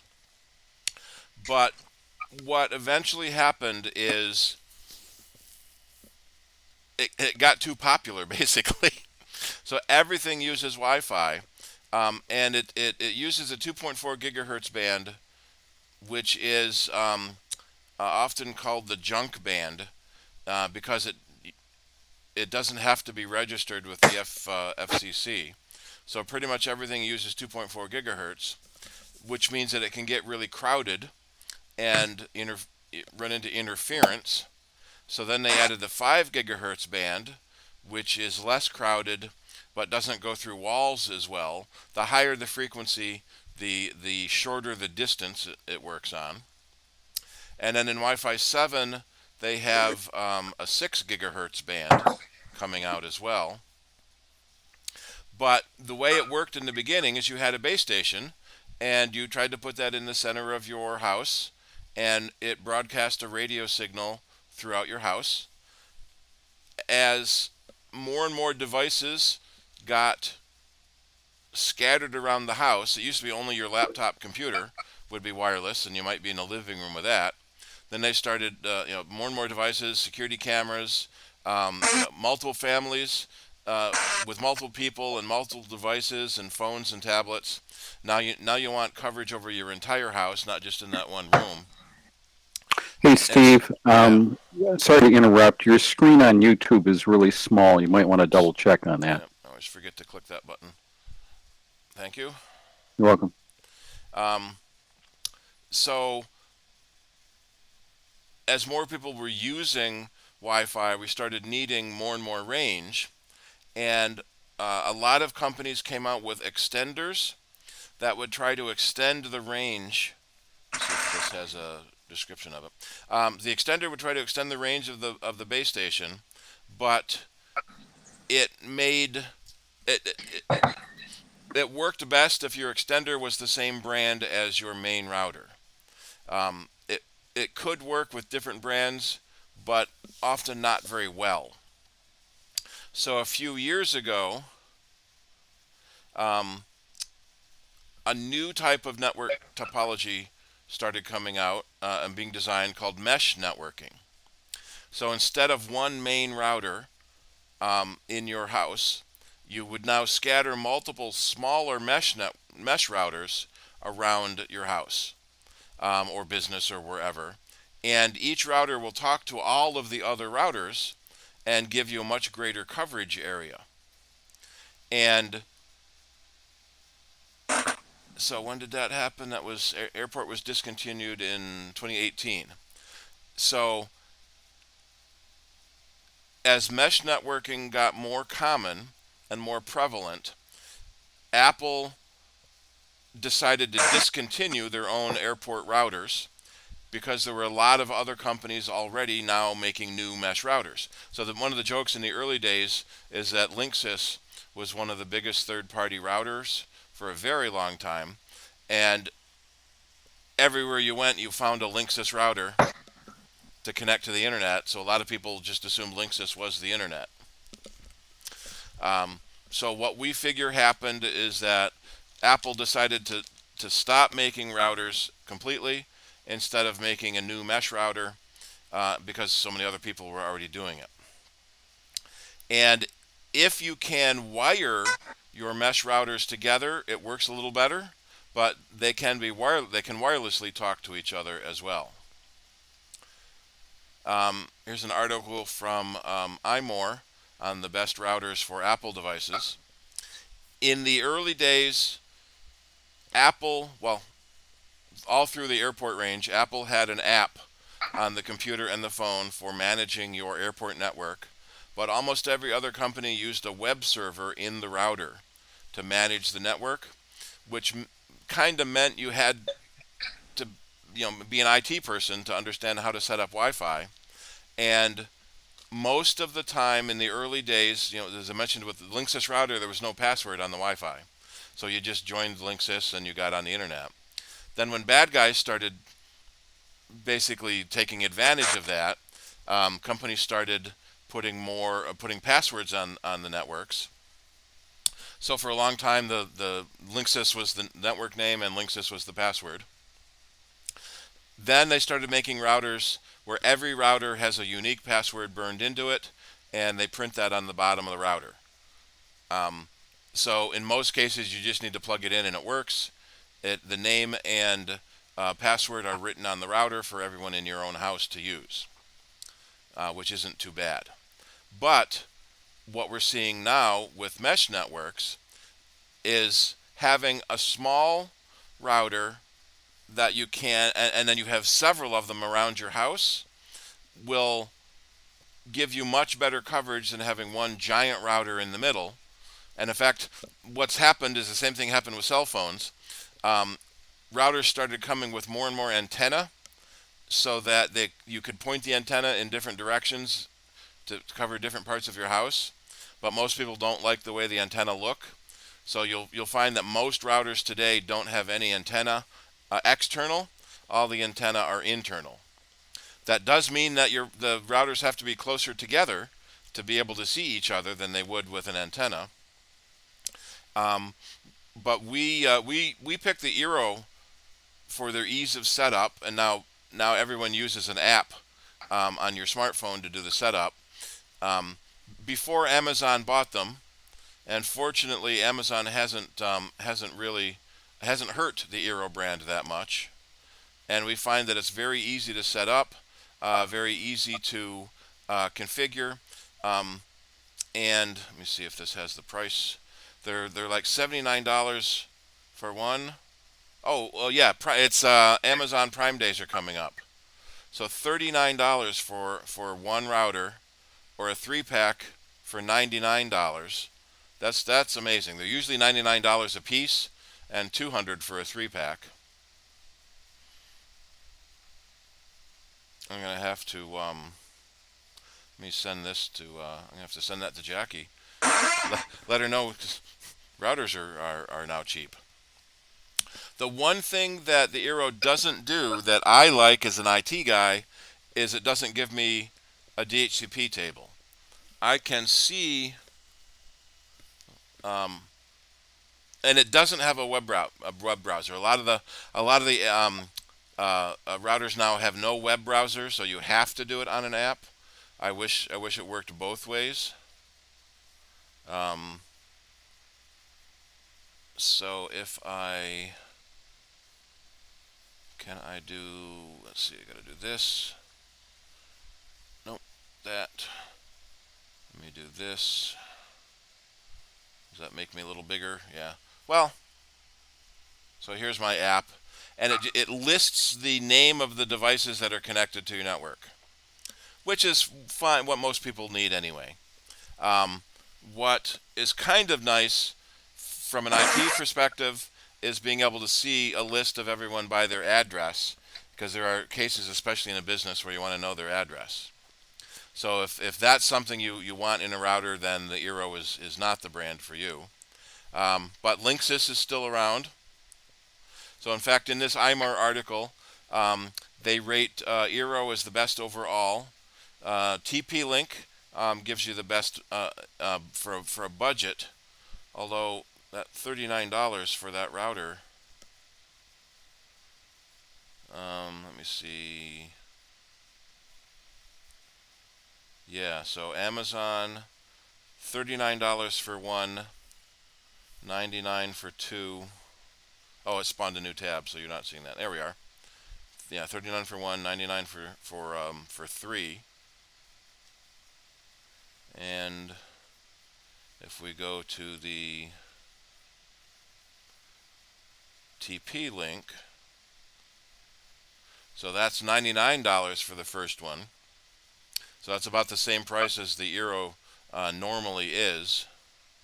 The nice thing about the bigger ones, so Eero has one Ethernet port on it, so you can plug one device in, or you can plug a switch in to have more devices. A lot of the bigger routers will have a switch built in.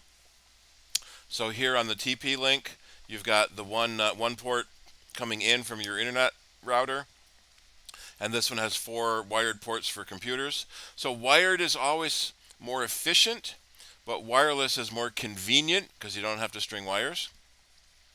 The other thing that's kind of handy about some of these routers is they have a USB port on them, which you can then plug a hard drive into and have a network backup drive. The nice thing about an iMac or desktop Mac is it sits still, so it's easy to plug a hard drive into it. But if you have a laptop that moves around, you got to remember to plug your hard drive back into it so that your backup keeps working. So having a network backup that will back up even when you are moving around your house with your laptop is a nice way to do backup. And then let's see what the Velop was. So Linksys, the Linksys Velop is on. So Linksys is still around. 99 for 1, 129 for 2. So they're often rated in how many square feet they cover. But that is basically an empty room. So for every wall the wireless needs to go through, and for, say, if it has to go through a kitchen or through a bathroom, all of the metal will block the radio signal a bit. So you may have a small house with lower square feet, but your radio signal isn't making it from one end of the house to the other. Because we often see, when they install internet in your house, they come to an outside wall at one end of the house, and you want to get internet to the other end of the house, and it can't reach. So you either you end up putting another router in, or an extender, or trying to run an Ethernet wire. The more walls you have to go through, the more routers you may need. I've got one customer, he's got 10 routers because his house is so convoluted. The house is like a U shape, and then we had to get out to the pool house and out to the shed, and then we ran 1,000-foot fiber line to his workshop so we could get internet there as well. That was quite a interesting project. Trenching a wire and get 1,000-foot, or yeah, I think it was 1,000 feet of fiber from one end to the other. And he didn't want to cut up the driveway to run a wire under the driveway, so we had to put two more wireless routers to get across the driveway. So that was fun. And then we were doing it in the fall after all the leaves had fallen. And so come spring and summer, all the leaves on the trees grew back again, and we were glad that it didn't interrupt the signal that much to get from to get across. And then what was really annoying is that the invisible fence people for his dog cut up the driveway to run a line under the driveway, and then resealed it again. But now there's that would have been better to run the wire than try to put two more routers in. So one of the reasons to switch to a new router is if you get a faster internet service. So a lot of people may have had an old Apple airport router for their, say, 10 megabit spectrum back when that was fast. And so the airport router could do 400 megabit, which was pretty good. But then Spectrum has increased their speeds. First 200, now 300, and now a lot of people are getting 500 on Spectrum. And then you've got Greenlight, which starts at 500 and goes up to 5,000, which is pretty good. And so your older airport router that was only rated for 10 people at 400 megabit, and not 10 people, 10 devices, may not be enough for today's smart home, where you've got 3 people with 4 devices each, and then you need something more. So typically when you get a faster internet service, you need to upgrade your router. A lot of people like the Google Nest, especially if you have Android devices and Android smart devices. The Google Nest products are nice. One of the tricks we've started seeing in what's called the Internet of Things, with cameras and thermostats and whatnot, put them on your guest network. Most routers have a guest network that is logically isolated from your main network. So the guest network can only get to the internet, but it can't get to your private stuff, your computers, your printers, your devices. And so if you put, say, your security camera on the guest network, it can still get to the internet for you to watch your cats when you're at work. But if something happens to that camera, it gets breached, and a lot of the really cheap Chinese cameras have almost no security in them, and they never bother updating them when any problems are found. So it's almost inevitable that those are going to get breached. They have a harder time getting into your devices because they're on an isolated network. There's actually a big botnet of DVRs from the cable companies. So you might not think of it that way, but a DVR is a computer with a bunch of hard drives in it to record your TV shows. So that computer can be have bugs in it just like any computer. And there's botnets of thousands, if not hundreds of thousands of DVRs. Each one individually very low power, but you put 100,000 of them together, and you get a high-powered botnet to the bad guys can use to attack people. So I know a lot of people have upgraded to say Greenlight. Bob, what router did you go to? Eero. Eero, yeah. Yep. The Eero are the physically smallest ones too, which is nice. I have one main Eero, and I have a extender in the hallway. I don't know if I really need it, but it's got a nice night light on, so at night it turns itself on. Yep. And that light is customizable, so you can have that light turn off if you don't like that bright light, say in your bedroom. No, I consider it a plus. Yeah. And so I like it because it's small, fits on a table really easy. Pretty much any router is compatible with the Mac. The biggest there's two halves of it. Being able to log into the Wi-Fi and get to the internet is any computer. Being able to manage the Wi-Fi, you need the app. And most of the major brand routers will have a Mac app and an Android app.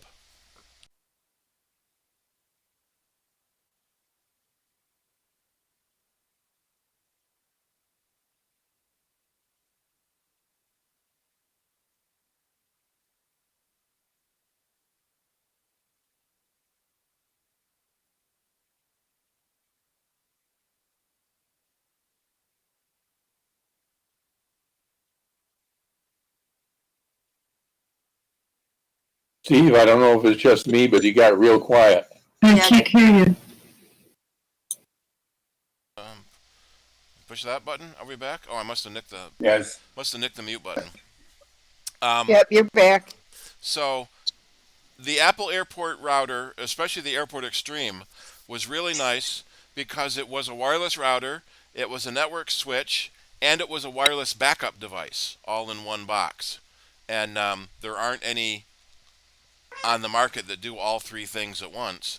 The biggest or the closest thing are the routers that have a USB port, so you can plug a hard drive into it and make a network router.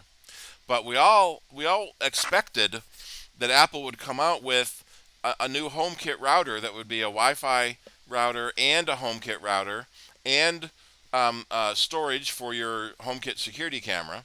But so far they haven't done any of that, and there's no rumors that they're going to anymore.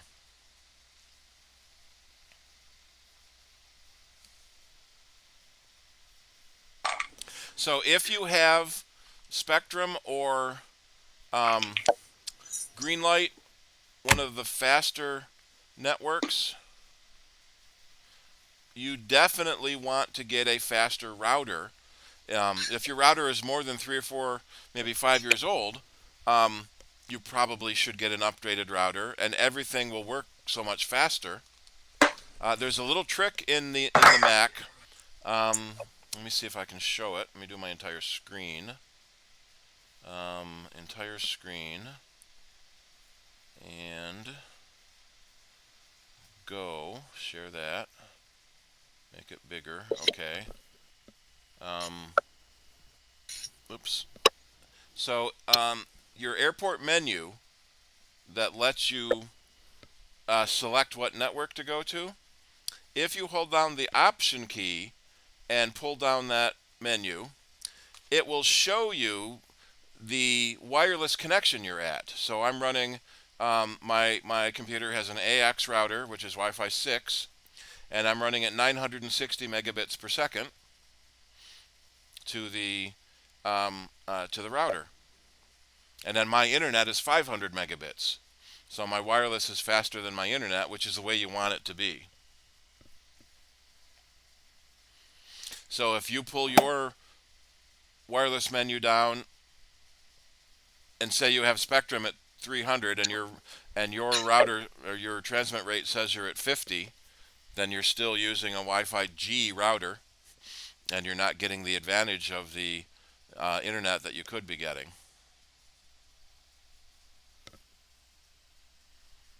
Let's see, yeah, that's showing that network.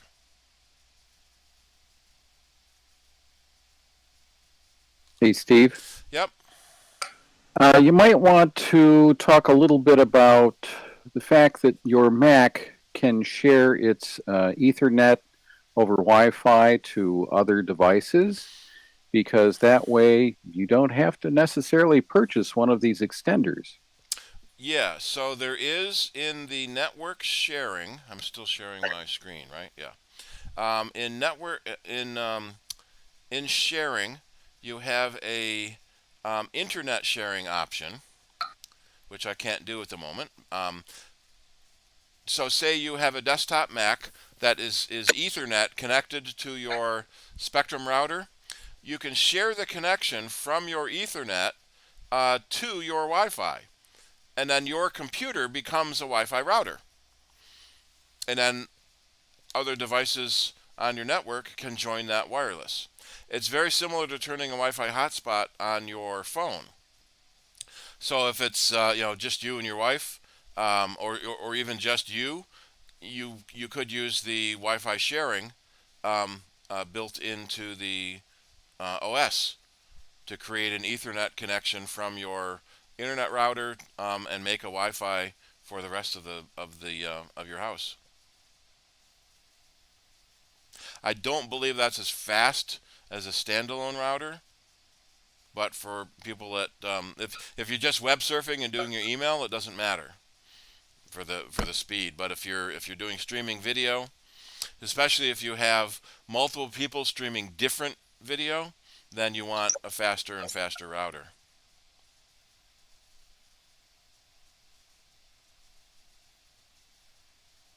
All right, thanks for covering that, Steve. Yeah. Appreciate it. Yep. There's a lot of little tricks like that are hidden in there that you don't know until someone tells you, which is fun. Actually, Rick, that reminds me. Do you remember Music Time notation software? I never used Music Time. I always used something like Finale. Finale, yeah.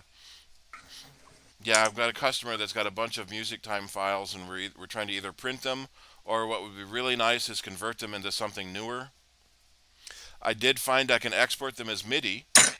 Okay, that's good. That's a plus if you can do that. Yeah, GarageBand will open them, but it loses the lyrics. It only does the music. Oh, oops. So you'd have to print the music. Yeah. What about in Logic Pro? Would that get it or not?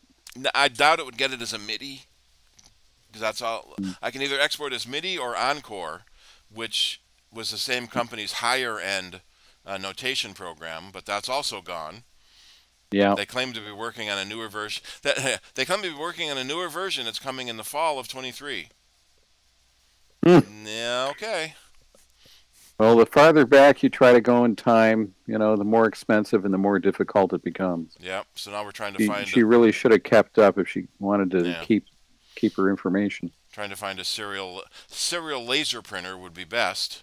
So that way you don't have to worry about finding 30-year-old ink that hasn't dried out yet. Yeah, I got rid of my serial ink laser printers. Yeah. I might have one in the container at the office. We got to go find it. But music notation software, yay! So you can play music over your network. So Apple did have the Airport Express was a really neat little router that had an audio jack on it. And the idea was that you plug this Airport Express next to your stereo, and you take a patch cable out of the stereo into the airport. Then you could play music on your stereo. So iTunes, people may not notice, know it's in there. iTunes can play music to network speakers, and that was one of the ways Apple had it. So you could send the music from your iTunes on your computer to your stereo, and play music that way. Now that there are so many network-enabled speakers, like Sonos, that's not as big a deal anymore. But in the early days, you had to run a wire from your computer to your stereo. But if they were in different rooms, it was nice to be able to do it on Wi-Fi.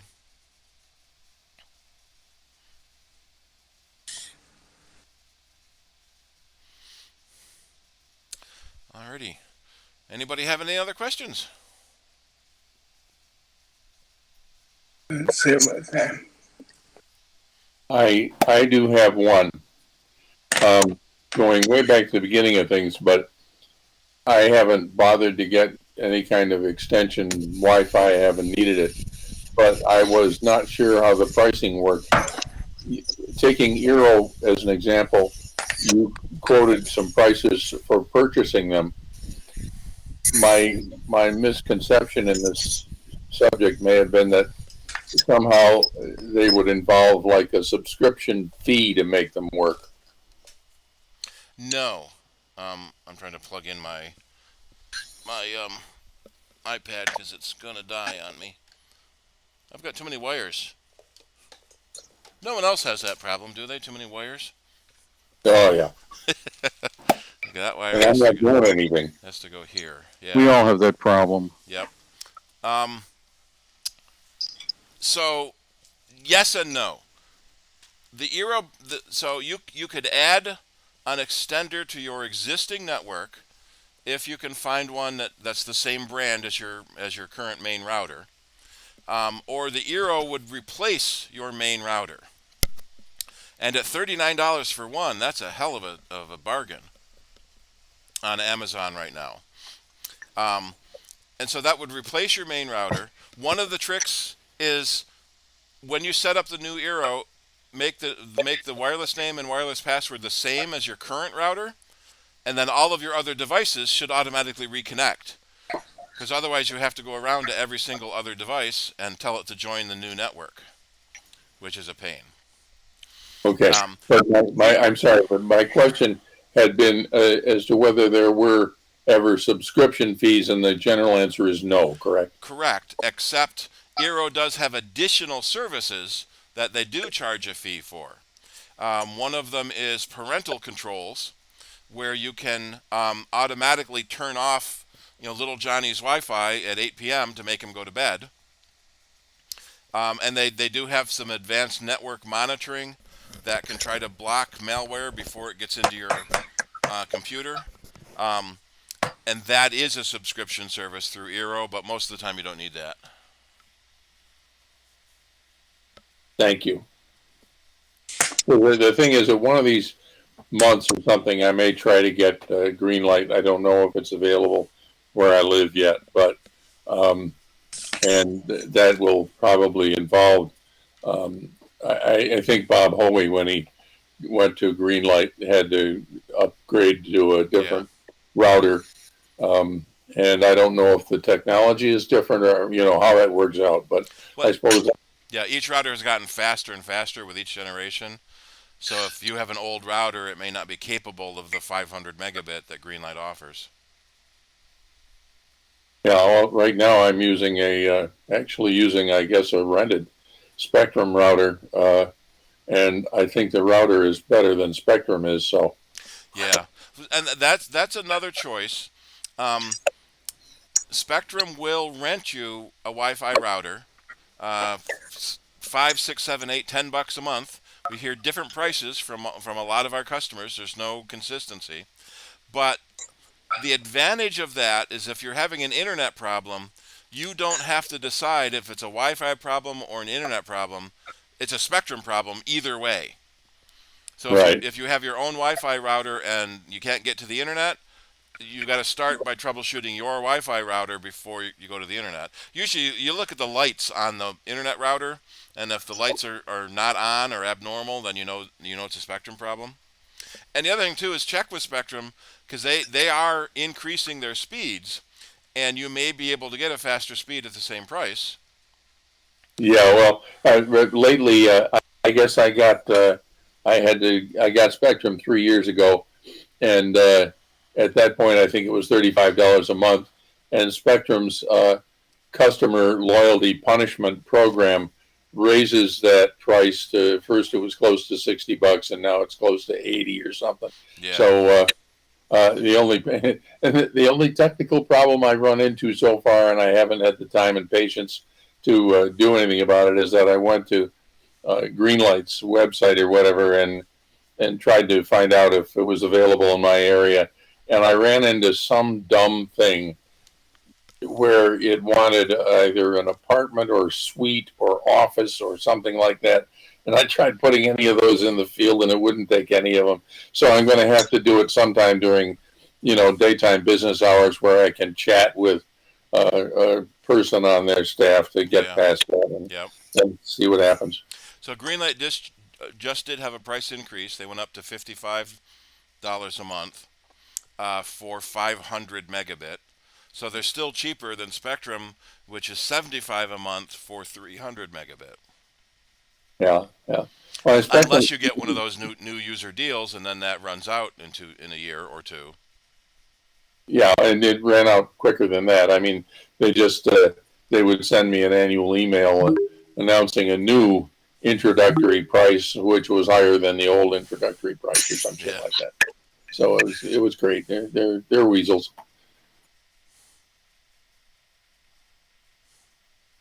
And we had interesting arguments with them over time. For a while, Spectrum was charging you for the modem itself, and so we started selling modems. You buy a modem for $50-$60 instead of paying $10 a month for your modem. But then when Charter bought Spectrum, when Charter bought Time Warner and became Spectrum, they stopped charging for the modem, but they charge you for the Wi-Fi. So we still have people that had bought their Zoom cable modems, 10 years ago when Time Warner started doing this. A lot of those customers have started replacing it with the Eros, and so the cable modem has newer technologies as well. So a lot of those old cable modems maxed out at 100 megabit, and now that Spectrum is offering 300 standard, and they go up to 1,000 if you pay more. So a lot of times what we've seen is they have risen their service speeds, but they don't tell anyone. But if you call and ask, they'll give you the faster speed at no price, at no additional price. Have you seen a new Frontier pricing? Yeah, Frontier is starting to put fiber into places as well, but it seems like they're not doing Rochester at all, because every time I look on their map, they say only dial-up available in your location. I keep getting paper mail ads from Frontier for their service, and I guess it might have been last summer or whatever it was, no fewer than 3 young hired temporary help people came to the door, rang the bell, and wanted to sell me their internet. So apparently it may be available around here, but I'm leery of Frontier service-wise, so I'm not even thinking about them. Yeah, they came here this past week, and I wouldn't even talk to them. I sent them packing, but I've gotten the mailings and the deals I've been seeing. It used to be $25 per month, and then they've gone to $30 per month for the 500 megabit. Megabit, yeah. Yeah, Charlie, I just checked Greenlight for your address, and it says they're taking pre-orders. Thank you, because that will encourage me to try to do that. Yeah. So that means it's not available yet, but they're getting close to making it available. One of the things that kind of fries me about internet service is, and if I'm correct about this, that the hardware, so to speak, that they install to deliver internet to your home is capable of very high speeds. And all that happens is that if you don't pay for the high speeds, they throttle it down to the lower speed. So I don't know how true that is. Kinda. Well, all internet is shared. So I forget, one of the companies ran a, I think it was probably Frontier, ran an ad about we're not shared because their wire goes from your house to the central phone office, where it's then shared with everyone else in that central phone office. Where Spectrum, the cable wire is shared with everyone in your neighborhood, and then the wire goes to the head end for the neighborhood. So it's all shared, just slightly different places. But then all the neighborhoods are connected together with the backbone, and so the backbone is probably 45 gigabit, an OC45. To be able, so if you had 10 people sharing a 500 megabit line, they'd each only get 50. And if you have 100 sharing it, they each only get 5. So you have to have the huge backbone in order to let each person get as fast as they can. So yeah, the short answer is yeah, you're right. There's a really fast backbone, and they're throttling you down to 500 because that's all you're paying for. What you were talking about a moment ago, was that back when Frontier was DSL, or Yes. was it their fiber? Frontier DSL, a digital phone line. So your phone wire, everyone had a wire that went from their house directly to the phone switch. And then they started multiplexing, so they could run multiple phone calls on the same pair of wires. But that really messed up modems, because modems didn't like that. So for a while you had to pay extra for a dedicated phone line to be able to run your modem to connect to the internet. These old technologies, as they were growing and growing. Too bad we couldn't have Tesla's free power from the air. Yeah, those were sort of the bad old days of modems. Yeah. I remember they kept upgrading them all the time. You'd have to buy another one. Yeah, but if you have a Another tower and you're Supermax. broadcasting, you could just Yep. gather it all in like air. There also particles. is satellite internet. HughesNet does satellite. SpaceX does satellite internet, but it's generally slower and more expensive than other land-based internets. Verizon is really big on cellular internet, but it's slower and more expensive. But if you live out in the boonies or too far away from a major city or a major road, sometimes that's a problem. That one customer I was talking about that had so many routers, he lives, his house is a mile back from the main street, and they were going to charge him something like 10 grand to run the cable line back to his house. So he hired a trenching company for like $1,000 to dig the trench, and then got him to lay the wire in cheaper.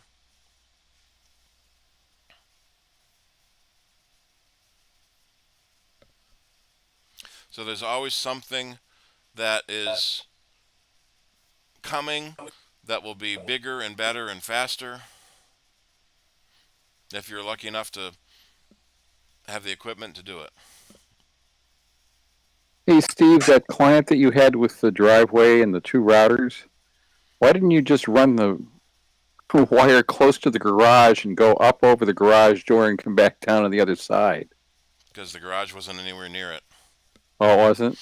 We ended up going from the pool house to a freestanding piece of plywood, basically, because he put a solar farm in, and I couldn't understand this, but when they ran the electric lines from the solar farm, they stopped at the driveway. So how does it get into the house? Well, they had to dig under the driveway, didn't they? Can't explain that, Tim. You could have put a couple local poles on either side of the driveway and run it up that way and across and down. They didn't like that idea. Oh, man.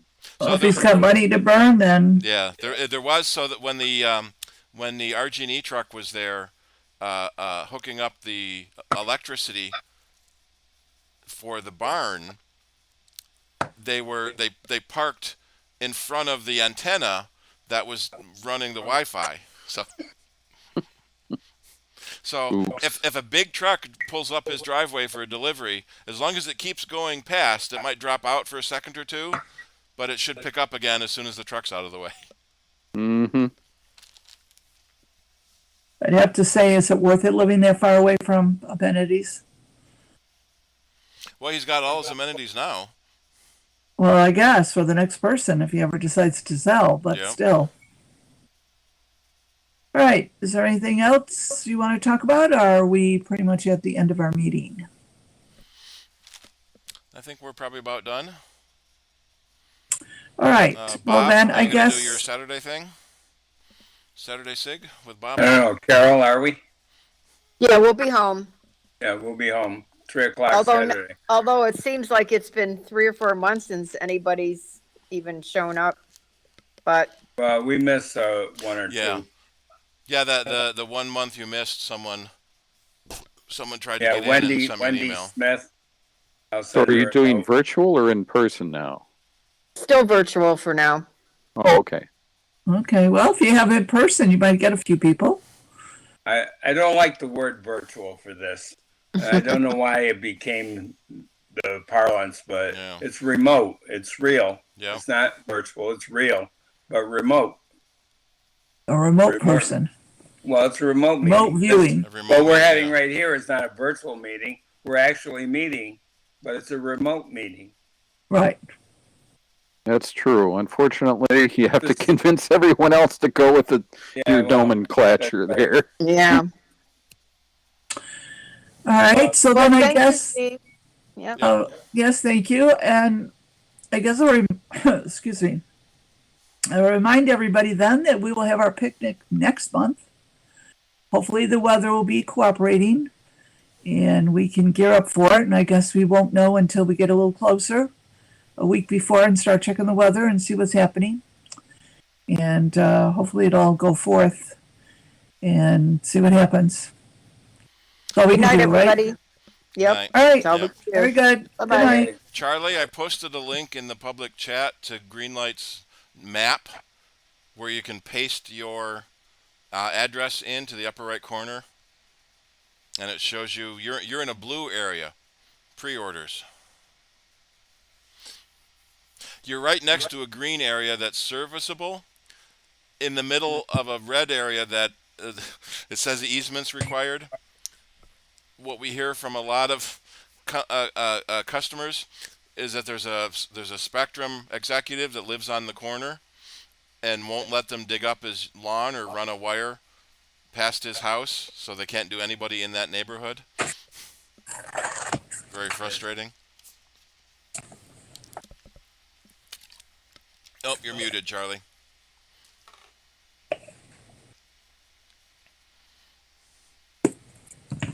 Yeah, thank you very much for that link. I will give it a try. Yeah, you've mentioned the business of the Spectrum executives blocking progress in the past. I don't know. Yeah. Alrighty. Good night. Good night. Thank you for doing Good night. that. Yep. I am going to do this. Do this.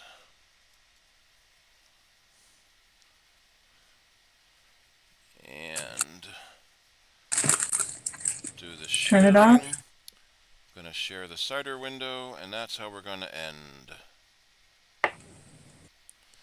And good night. Good night.